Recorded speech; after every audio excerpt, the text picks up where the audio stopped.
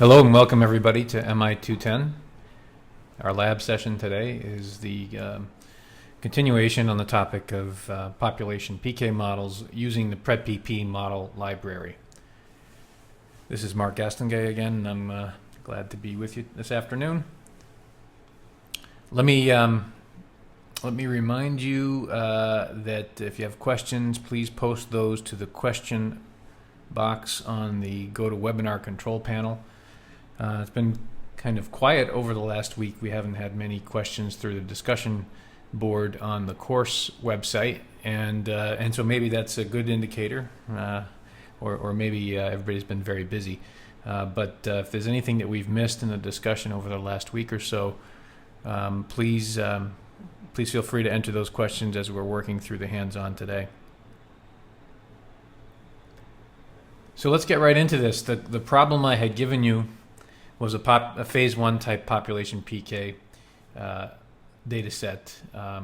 We don't have any covariates to be concerned with here. We're just looking at estimating the typical value and inter-individual random effects for the PK parameters, as well as defining the residual random variance model. If you take a look at the data set,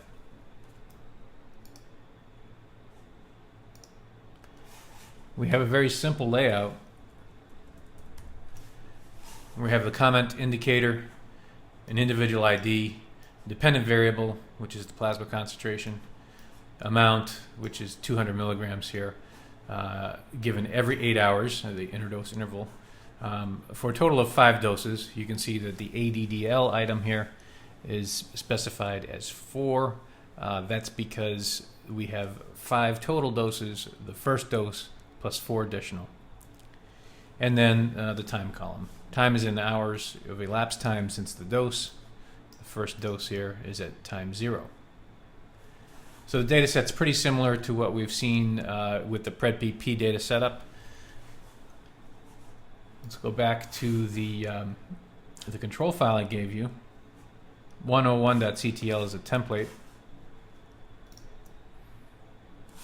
And edit that. And we'll expand the font here.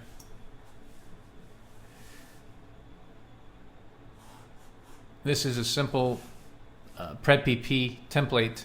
You'll notice that it's different from the $pred models in that we have these 3 new sections: $sub, $pk, $error.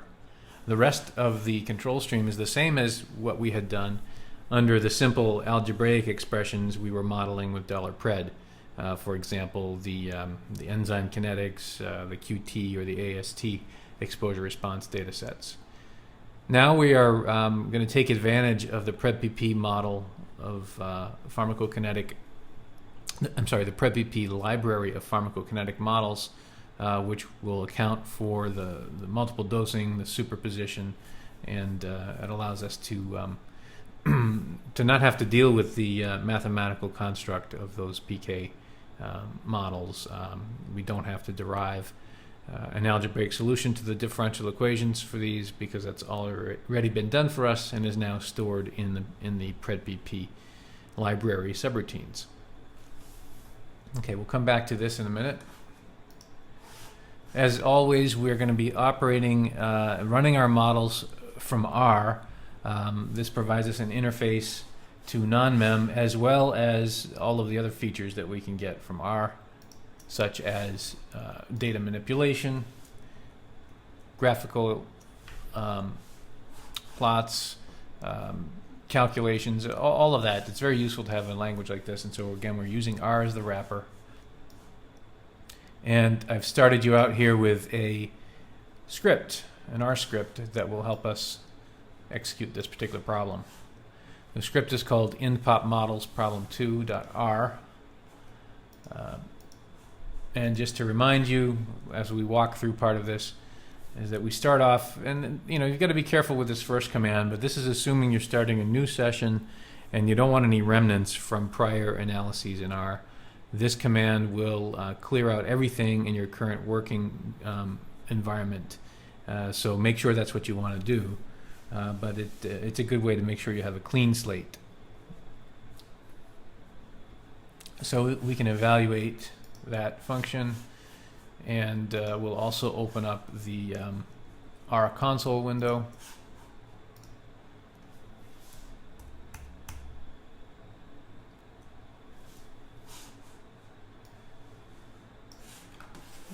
And we see here that that's executed, and we'll go through and we'll just step through this. Again, I'll highlight what each line is doing. We're loading the libraries here, MIfuns, which is a useful set of utilities for pharmacometric type analyses. Lattice is the plotting package, and reshape is a data manipulation, reshaping of data frames, for example. And then we set the working directory to our home directory for this problem, which is in IndPop models example poppk. You can set it anywhere you like, but this is where the R script is going to look for the control streams and where we're going to pass output. And then the NONMEM run command, this is sort of a standard issue here. You don't need to change this because we're all running on the same server in our NONMEM installations in the same place. So we just execute that block of code.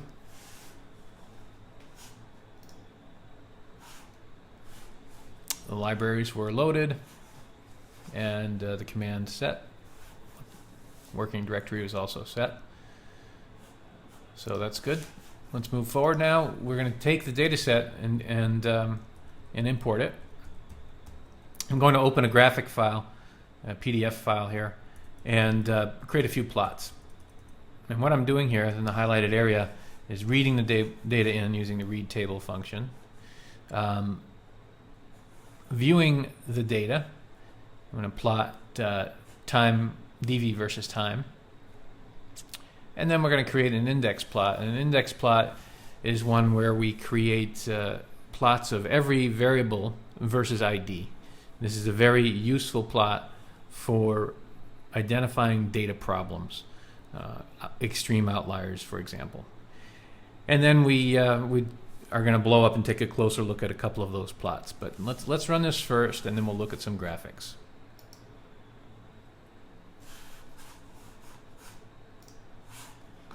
Okay, when the null device is returned, that means the graphics file has been completed. We'll just have to bump up and refresh. And here's our exploratory graphs plot. So first of all, we're plotting our concentration time data. Remember, this is a multiple dose data set, and what we have here are some troughs taken and various time points taken in this population for multiple dosing up to about 24 hours or so, and then the decay of that concentration time profile is plotted. It's not a fancy plot here, it's just plotting the dependent variable versus time for the entire population. But it gives us an idea of that there is some accumulation and obviously a decay in our data set. So we have probably a pretty decent informative data set for estimating the parameters of that model. Okay, the next plot, I'm going to just shrink this down a little bit. The next plot is an index plot, and we're using the pairs plotting function to do this in an efficient way. But the way to read this here is to view ID as your anchor point. And you can view it either in terms of rows or columns. If we view in terms of rows, that means that the ID for the rows is on the y-axis. So the individual IDs are plotted on the y-axis, and on the x-axis we have plotted all of these variables: dv, amount, interdose interval, ADDL, and time. Conversely, we could look at this from a column point of view, where now ID is on the x-axis versus dv, amount, interdose interval, ADDL, and time on the y-axis. So really it's the top row and the first column that I'm most interested in here, but the rest of this also shows us the relationship between the other data variables. So let's look at the first row here, see if there's anything we can learn.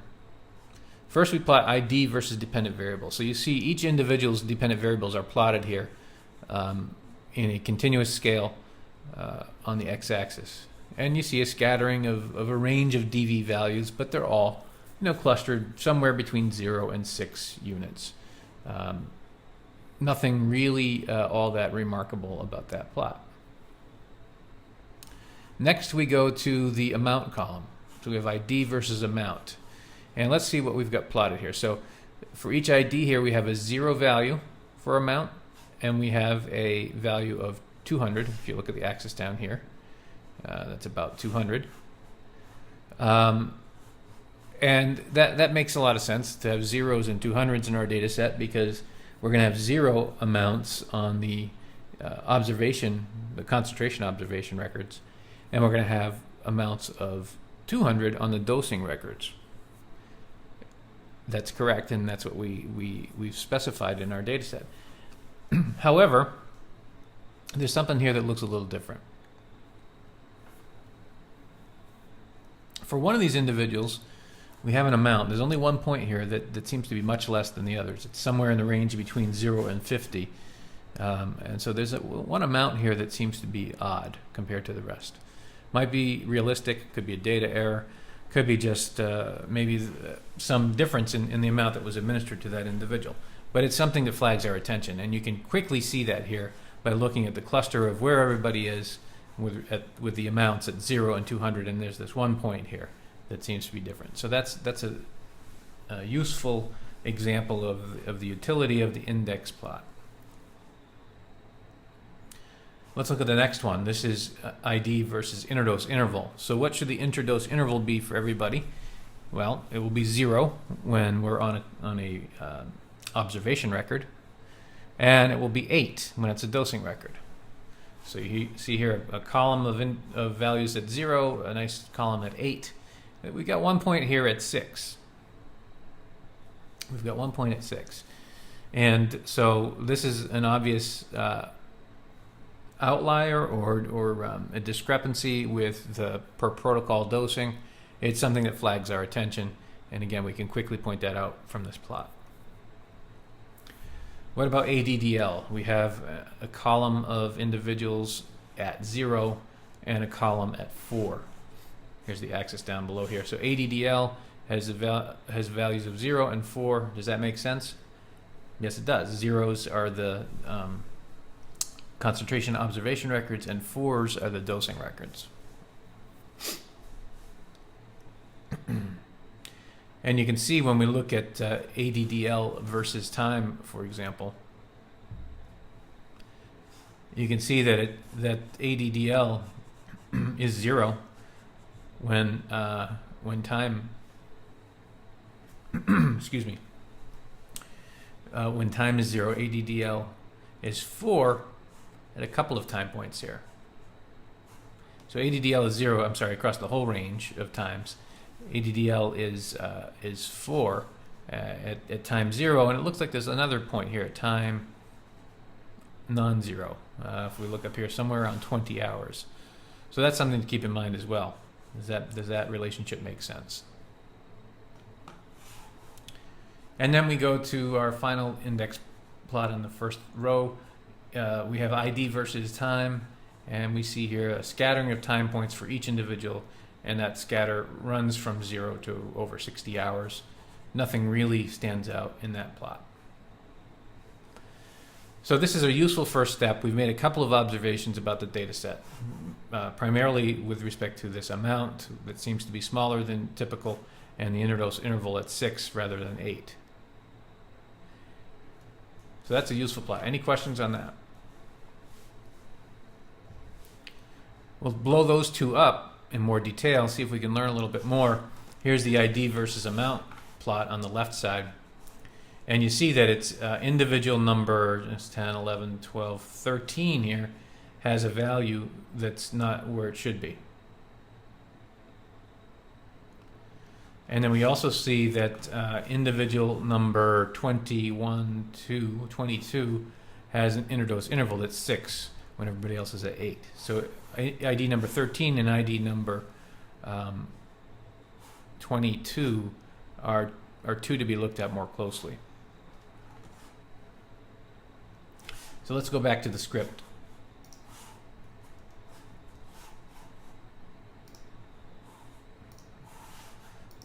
And I've actually scripted this out for you. After viewing the plots, some data errors were apparent. So we mentioned that ID number 13.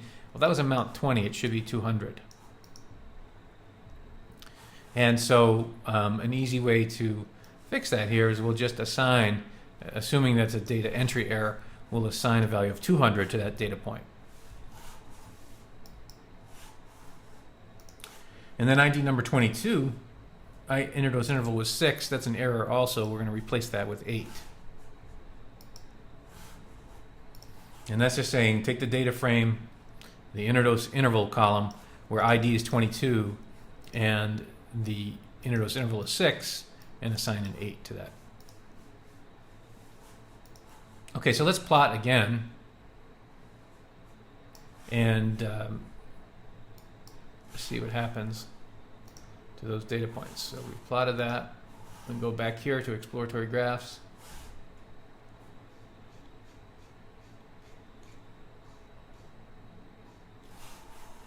Sorry, I gave it a different name, didn't I?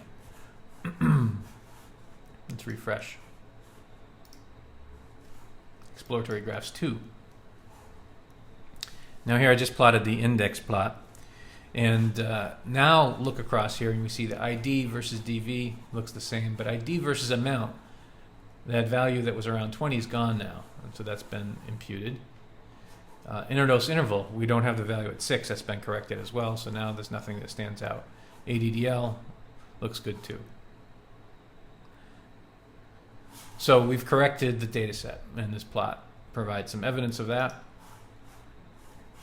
We'll go back to the script. Now what we want to do is export the data file. So remember, these changes we've made are in the R data frame. We need to export that back out into a format that NONMEM can read, and that's the CSV file, and we're going to call it prob2fixed. We use the write table function to do that.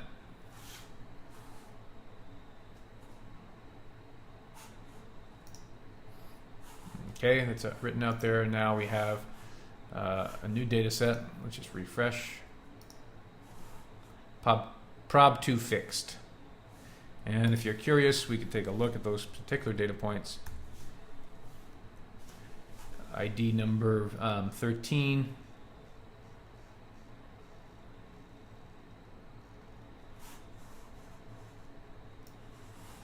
ID number 13, I think, is the one that had the wrong dose. Now that dose is 200. And ID number 22 had the wrong interdose interval. And you see now that that's 8. So that's been corrected.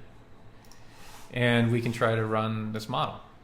Well, wait, we need to edit the control stream before we can run the model. So we've done our data prep.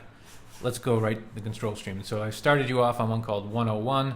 Let's go to 101 and create this control stream. So 101, estimate population PK. I've already shown you the data contents, and those are correct.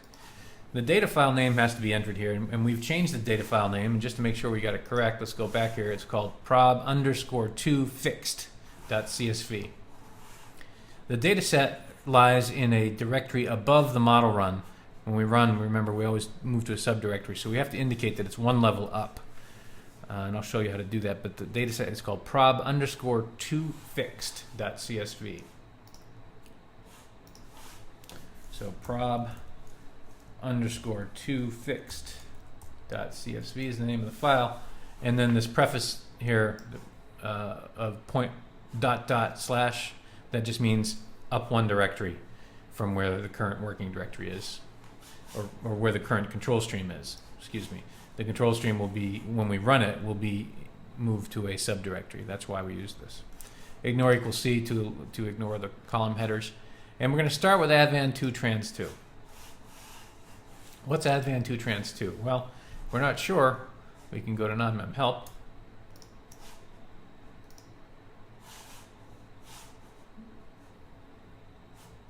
It's not what I wanted.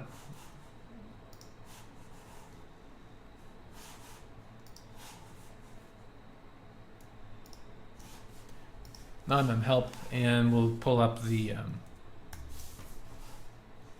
prep.pp items. Advan2. Advan2 is right here.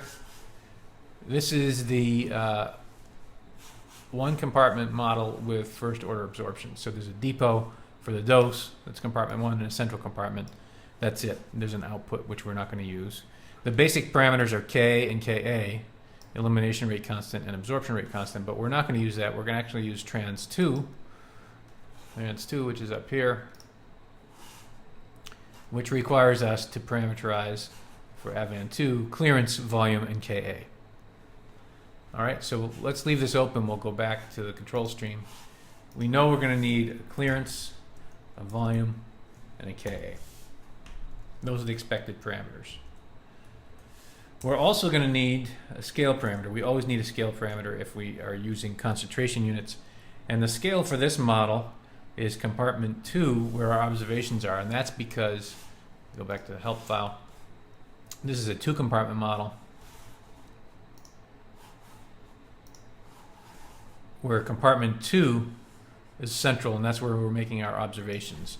So our scale parameter is going to be S2, scale for the central compartment. Back here, so S2. Okay, great. Now we get to define how we want these parameters to enter the model.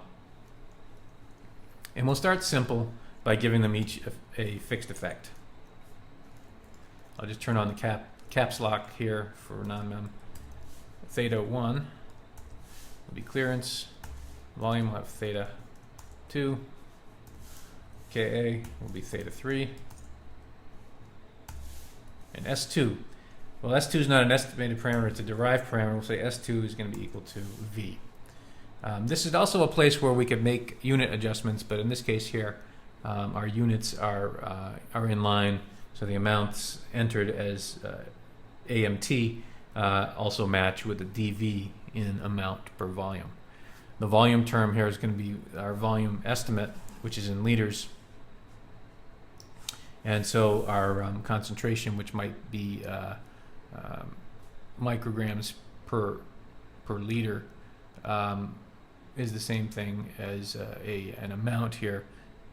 Or I'm sorry, micrograms per milliliter is the same thing as milligrams per liter. So then we'll add our inter-individual random effects, and for PK parameters we want them to be constrained to be positive. So I'm going to use an exponential inter-individual random effect,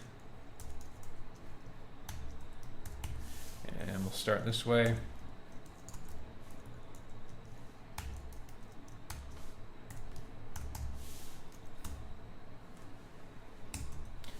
Okay, that's about it for the PK block. We've defined our fixed effects, random effects, and their relationship to the required structural parameters. That's $PK. In $error, we're going to define the relationship between the data, Y, and the prediction, F. And we don't really know what the relationship is between these with respect to the residual error, but what we could do is start off with a combination residual error, allowing us to estimate 2 components. So we could say equals F plus, let's use EPS1 as an additive term, plus a proportional term, so F times EPS2. So now we have 2 residual error terms, an additive and a proportional piece, and we'll let the data help us define what they are. We'll also define an IPRED equal to F here. And that's all we need to do for now.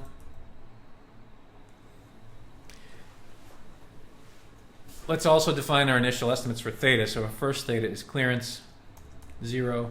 And I am completely guessing now. Now you might have a non-compartmental analysis, parent oral clearance to guess from, but I don't know what that is. We could ballpark it by looking at the dose rate in and rate out, but I'm going to just try out of the blue to pick a value. Just to illustrate, we'll just pick some number. Volume's going to have a lower bound also, and I don't know that one either, so I'll pick a number. And then a Ka, I don't know, that's going to be positive. Let's give it a value of 0.5. These are complete guesses. That's okay, because we're going to go look at this in more detail afterwards. Now, we could, with the omega block, start diagonal, or we could try to block this relationship. Let's start off just simple diagonal, giving everything a 30% CV, or a variance of 0.09. Right, square root of 0.09 is excuse me, 0.03, which leads us to 0.3, which leads us to a 30% CV. And then sigma, our additive term, I don't know, we'll just put a value in there of 10, and then a residual error, a 20% proportional residual error, 0.04. And the reason why we're not so careful about our initial estimates is we're just going to do a quick check here. So max eval 0. What we could do is still run a conditional estimation method. What we'll do is method 0 post hoc. So this just gets us our individual etas at these fixed values. It will also give us, though, individual predictions and population predictions, which we can use to explore graphically. And that's sometimes a useful thing to do, is to just take your data set, your model, plug in your initial estimates, and run the analysis with max eval 0, meaning fixed predictions at the population level. But we will run post hoc to get conditional estimates of the eta. And then I'm going to ask in the table ID, time, pred, and also the parameter table, I'm going to include the individual etas. These particular table names, 101.tab and 101.partab, these are recognized by the diagnostic plots plotting script in MIfuns, and if you use those names, you can automate the plotting. Okay, so that looks good. Everything's in there. We're not going to estimate. This is going to be 101 here is going to be max eval 0. So it's just our starting point. So let's save that.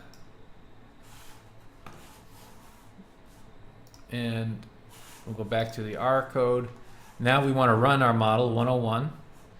The NONMEM command's already been specified. We're going to run on the grid. You should always use that. And we'll include diagnostic plots. Okay. Let's evaluate. We can go to the R prompt to see what happens. So the run was submitted and it's compiling now. That's fine. It was executed.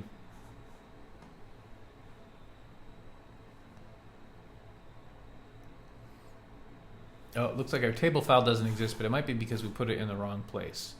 Let's see where our table file ended up.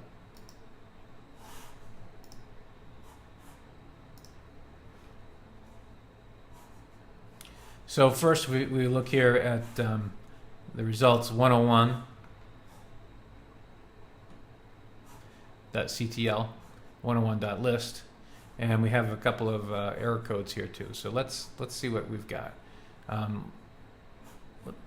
Let's look at the list file.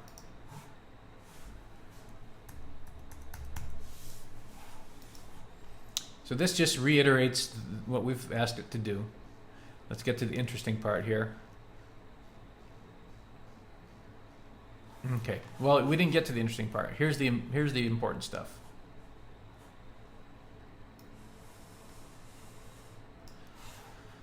Data record error message from pred. Data record 8. Time data item is less than previous time data item. Data record 85. Observation may not specify dosing. So looks like we've got a couple things to fix here. Data record 8 and data record 85. So it's worth taking a look at those and seeing if we can learn something from that. So data record 8 and 85, let's go back to data set.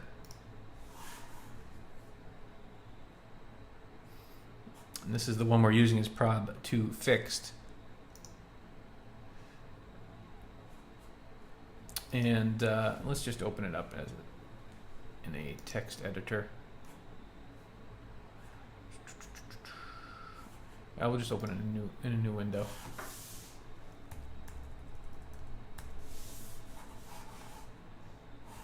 Well, we can do data record 8 pretty easily. 1, 2, 3, 4, 5, 6, 7, 8. Here's data record 8. And the error message that we got for data record 8 said, time data item is less than previous time data item.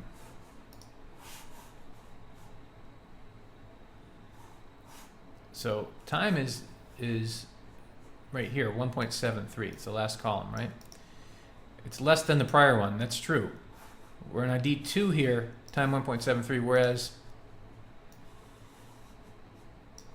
the record before ID number 2 is time 24. So that we can't go backwards in time. That's a requirement. So this is an error in the data entry. That time 24 should have probably been a time 0. It's the first record for this individual. It's the one that has the dosing information. So somebody made an entry error here. Instead of time 0, that time should have been 24 hours. So we've got to fix that. Now the other one is data record 85. That's going to be a little more difficult to find here unless we download. What I would do is typically just download this into Excel or something, but I'm going to scroll down and approximate where that is. Let's see if we can find it.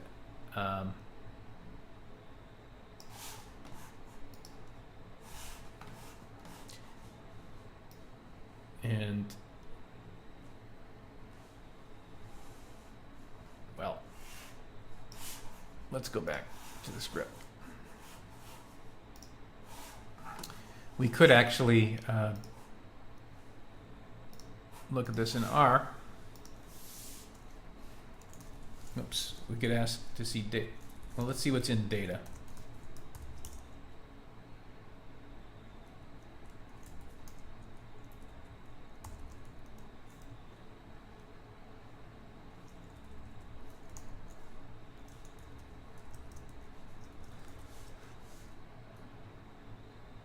Okay, it's called data 2, that's why. Head data 2. So what we'd like to see is this data set. Let's look at data subset by rows, and they said data record 85. So let's just get a window around that time. Let's get 80 to 90 in all columns.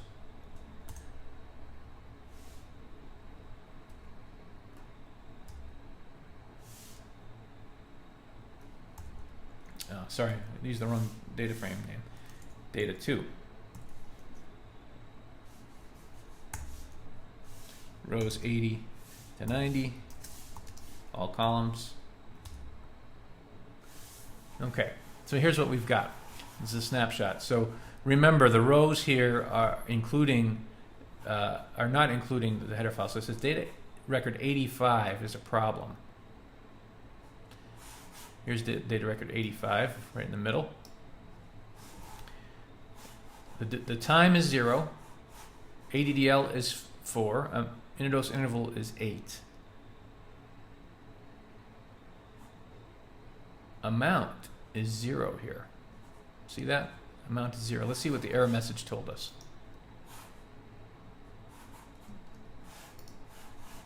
Observation event record may not specify dosing information. Okay. Observation may not specify dosing information. Well, this thinks it's a NONMEM, or NMTran thinks it's an observation record because there's nothing in the amount column. It's 0. And it's specifying dosing information in the interdose interval and ADDL. But the real problem here is that it's not an observation event. It's because our dose is missing. So we need to impute a dose for data record 85 here. That's ID number 15, the first row. So that's a quick way for us to take a look at our data errors. Let's go back to the script now, and you can see that we need to fix this one where the time 24 was supposed to be 0. And we need to fix this one here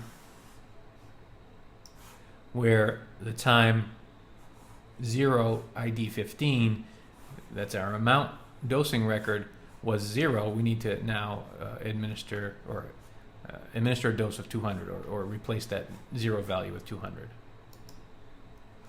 Okay, let's check to make sure that ran, no problems. Those are corrected now. We'll go back to the script and we'll write out that file.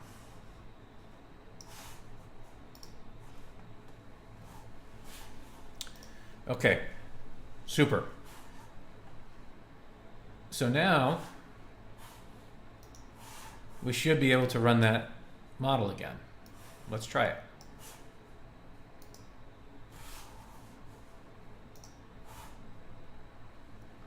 So the compile, no problem, and the run, no problem, and we got some plots. Okay, let's take a look at what we got.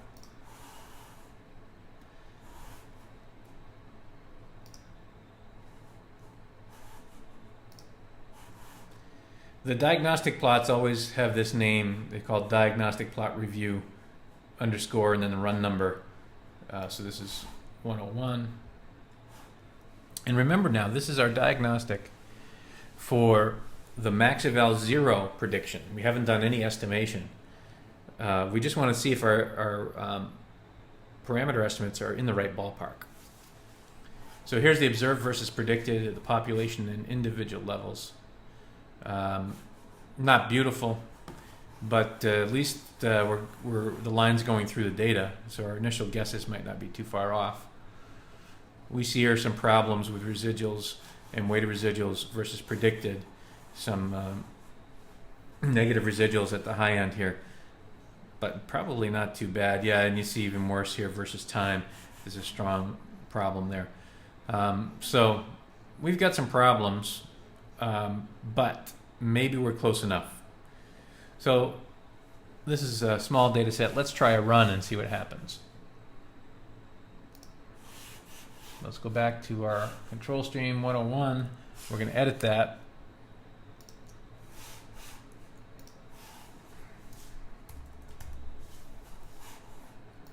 And we'll call it 102. Now we're going to estimate. Okay. I'm just going to enable that by saying max eval 9999. Let's run conditional estimation here. So we'll say method equals 1, and we'll run interaction, right? Because we have a combination residual error. This last component here, f times eps, will benefit from the interaction step. So method 1 interaction. Change the numbers to 102.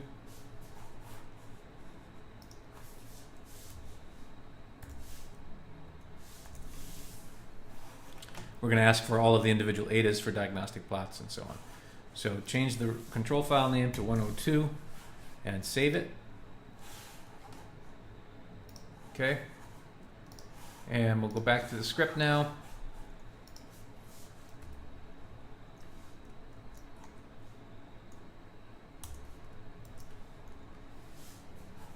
Now this will be a run with estimation. The last one, if you want to be more complete, we'll say run with max eval equal to 0. Okay, and so we're going to change this to 102. Save our script. And let's execute that run.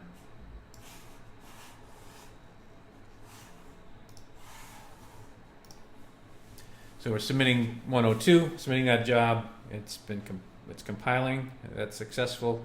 It's executing now, and that was successful, and we got some plots. So let's look at the results there. 102.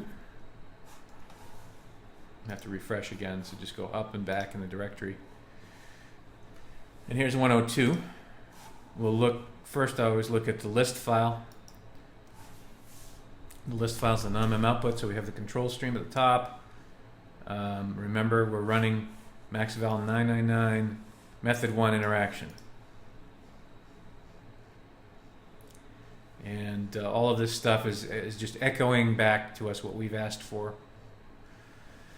We're running method 1 interaction, so we're going to get residuals that are conditional with interaction. Okay, and let's see if we can maybe decrease this font a little bit. Yeah, that's better. So monitoring of search here, we've printed to the file every 10 iterations. Remember, we're looking for gradients that start off with a large absolute value and end up with a small absolute value. No zero gradients to start, so that's a good sign. They're getting smaller. and smaller, looking pretty good. And then we hit our final iteration, 33 here, where gradients looking good. Although see here, we hit a 0 gradient with respect to this second to last parameter. So that's problematic. Minimization was successful. That's good news. But a parameter is near its boundary, so this is just a warning. So we've met the minimization criteria of all the parameters being stable for 3 significant digits, but one of those parameters, at least one of those, is not uniquely identifiable from its boundary, and it looks like it's this one right here. This second to last parameter is going to be one of our residual error terms. But still, let's look at the rest of the results. Eta bars here, those look like small numbers. P-values are large, 0.9, 0.7, 0.9. So that indicates that the etas are not significantly, the mean of the etas is not significantly different from 0, which is good. That's consistent with one of our assumptions. Eta shrinkage, remember this is the representation, or it's an estimation of how much the eta has shrunken towards the mean. And 2% for the first one, that's very good. 97% for the second, so that's problematic. And then 11% for the last. Epsilon shrinkage just represents how much there might be overfitting due to inflated etas. Not too bad here, it's 18%. What we've got to worry about, though, is the second term. This is already hinting at a problem where the eta shrinkage is 97%. So let's see what happened. Minimum objective function value is negative 85. We've got an estimate of clearance of 8.24 liters per hour. Our volume was 18, and the Ka was 0.16 per hour. Variance terms here, we've got 0.05, a very small variance on volume and distribution, and then another 0.05 on the Ka.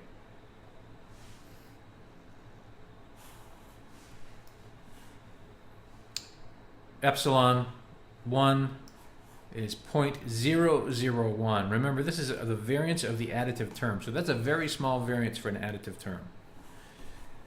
And next we have the proportional piece, which is about 0.02.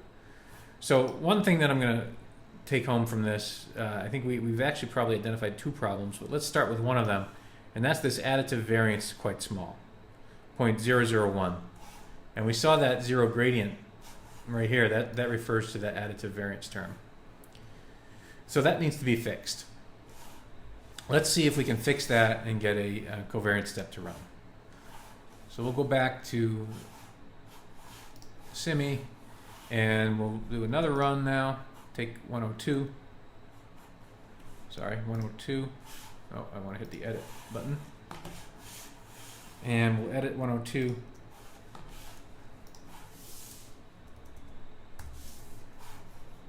Call it 103. Estimate population PK, and we're going to drop additive residual. So how do we do that? We could eliminate the epsilon 1 from the code here, or we could drop down to sigma, and instead of putting a 10, we'll write 0 fix.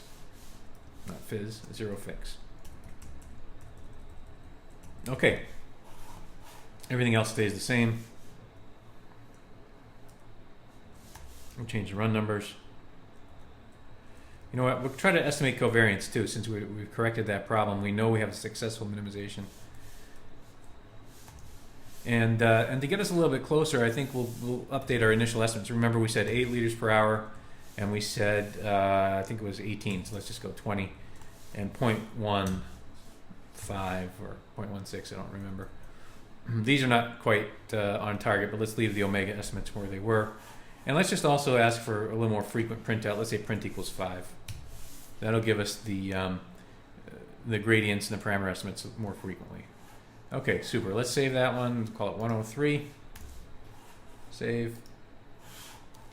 And we'll go back to the run. Just copy and paste.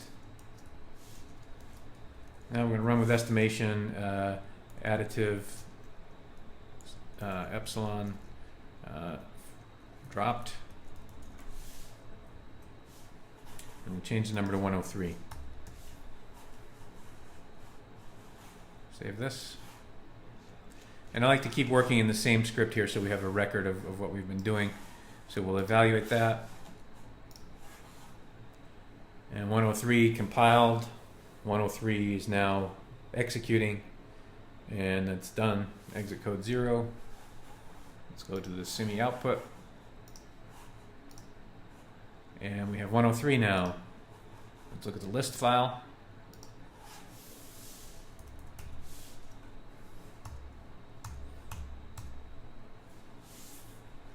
We've asked to print every 5 iterations here. So we start off gradients relatively large, getting smaller. And I see a problem down here. 0 gradient. That's number 1, 2, 3, 4, 5, the 5th parameter to be estimated. What's our 5th estimated parameter? Go back up here. 1, 2, 3, that's theta 1, 2, 3. 4 is omega 1, 1. 5 is omega 2, 2. So it's that variance term on volume that we're having difficulty with. We already noted that problem before.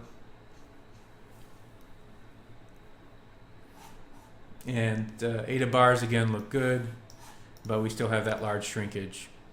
So again, pointing us to that problem, we probably guessed that it was there to begin with. Remember, our objective function here has slightly changed, but not much. Parameter estimates around the same, but there we go. There's our variance term that's approaching 0. So let's eliminate that one as well now. We don't even have to look at diagnostics. Let's go fix this. You'll see that we're going to have to fix that before we can run the covariance step. Okay, so both the gradient and the parameter estimates itself, plus the eta shrinkage, they're all hinting towards the problem in this model. So I'm going to fix this one here, and while it runs, I'll answer a few questions that have come up on the discussion board. Let's go back to the control stream. Semi. So back up one. We'll take 103. And you see we're always building now on the prior run. 103. And we'll call that one 104. So drop additive residual and omega 2, 2. How do we drop omega 2, 2? We just come over here and say 0 fix.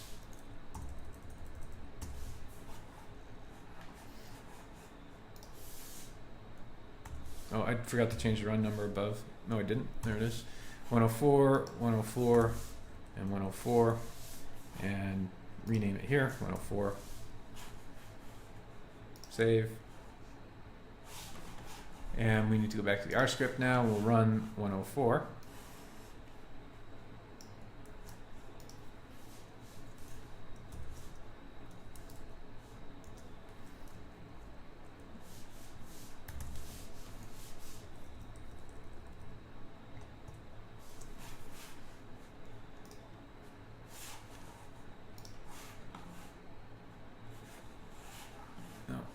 Click in the right spot. Let me go back.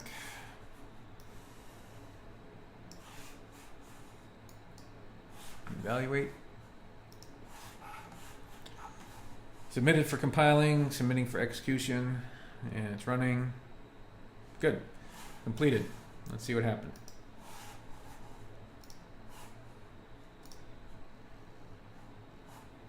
.104 is here, and let's look at the list file. So same structure here. We've just been modifying this model by fixing different components of the initial estimates to 0.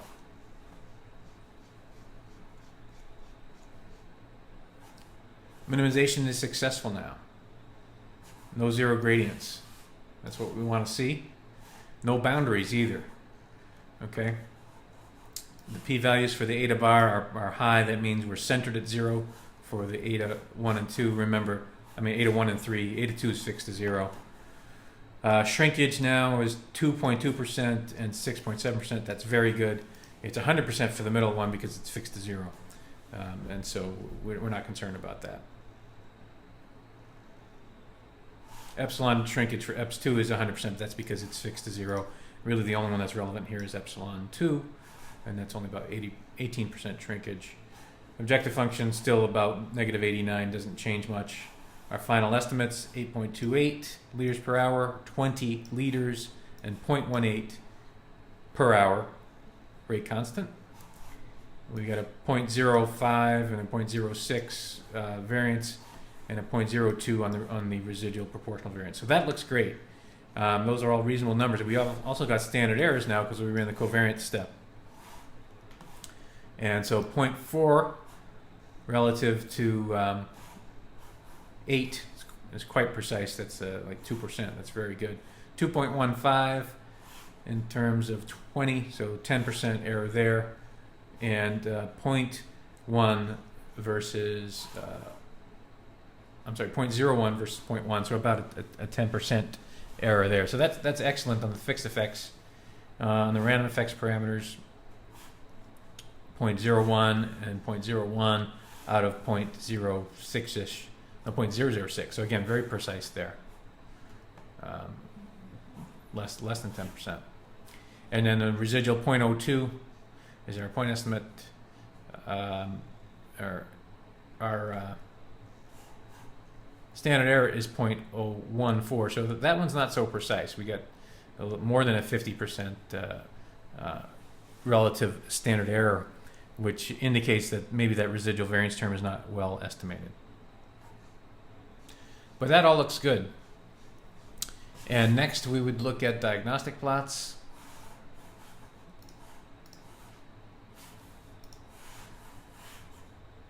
Those are up one level here. We look at diagnostic plots review 104. Population predicted versus observed. That looks good. Individual observed versus predicted, even better, which you'd expect.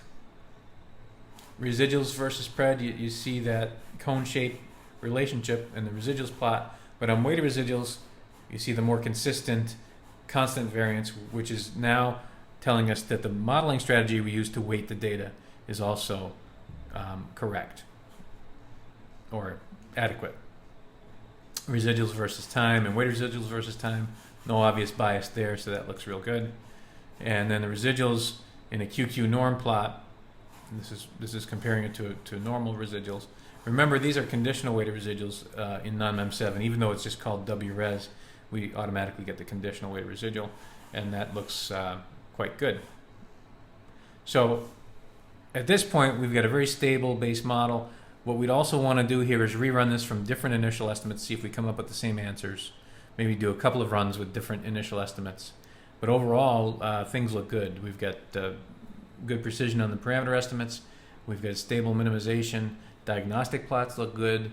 The gradients look good. No problems with eta bar. And none of our parameters now are approaching 0. So this is what we would call a stable base model. And then from here, we might want to move forward and investigate covariate effects, which we'll do next week. All right, in the time remaining, I'm going to answer some questions.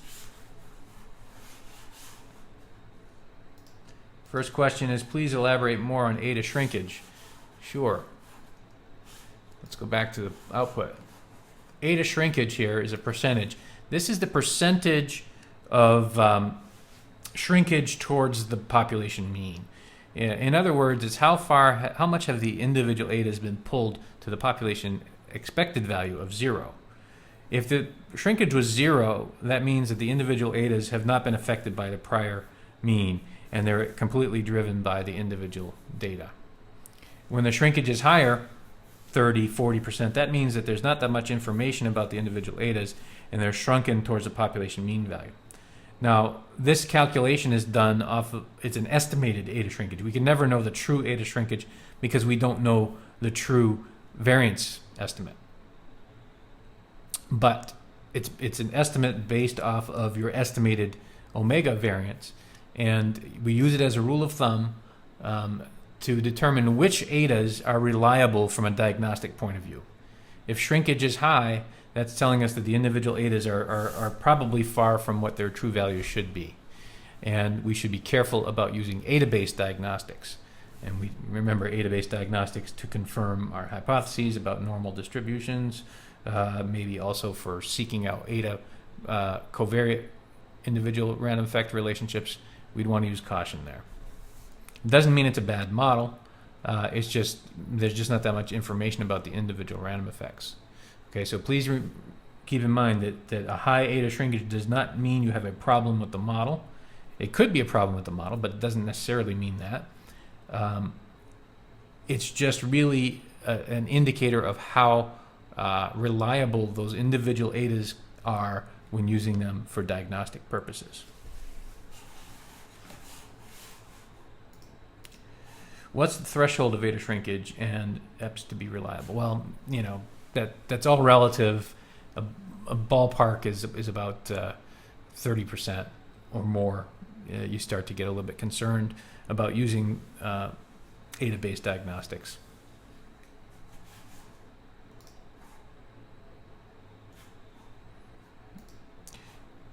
How do the current run results guide us for setting initial estimates for the next run to find an objective function with the same method?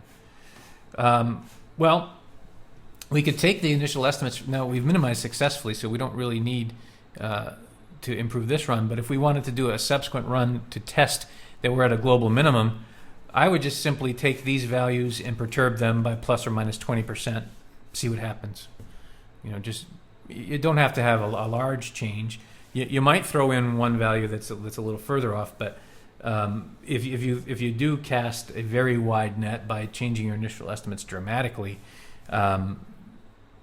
you're more likely to explore that parameter surface and end up in a local minimum. So you feel free to do that too. You might want to do 2 or 3 runs, a couple of them within plus or minus 20%, and then maybe one other run that's quite far off, maybe plus or minus 50 to 100% difference. That'll give you some idea of the parameter space, but you've got to be careful in looking at those results. Compare them all, and what you should end up with is maybe multiple runs ending near a lower objective function. That's probably your global, and you might get hung up on a local, particularly in those cases where you change the initial estimates dramatically. But there is no magic number for how much you should perturb the parameter estimates. Just explore that parameter space. You know, the number of runs you do will probably depend upon how long the run times are. Okay, any more questions? Let's see. Well, great. That's good timing. I think we've addressed all of the issues in this particular analysis. Let me just point out a couple of other files that are in the output when you have a successful minimization. 104. We also get the correlation matrix of the random effect of the estimation error, and then the covariance matrix of the estimation error. And these sometimes are useful for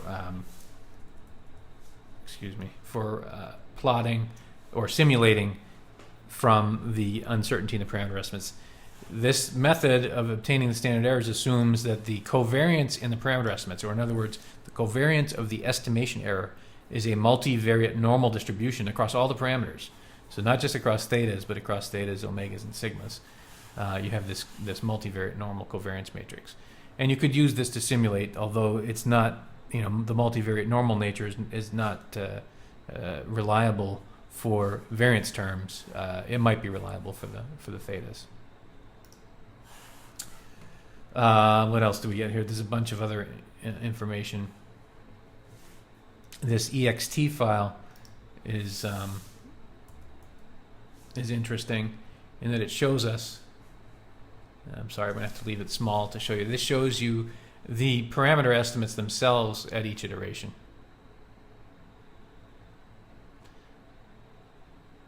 And including the objective function. So you see how that objective function is minimized, how each parameter changes from iteration to iteration. And then this one here is the final estimates. And I'm not sure what that last record is. I'm going to have to double check on that one. This is new with NONMEM 7.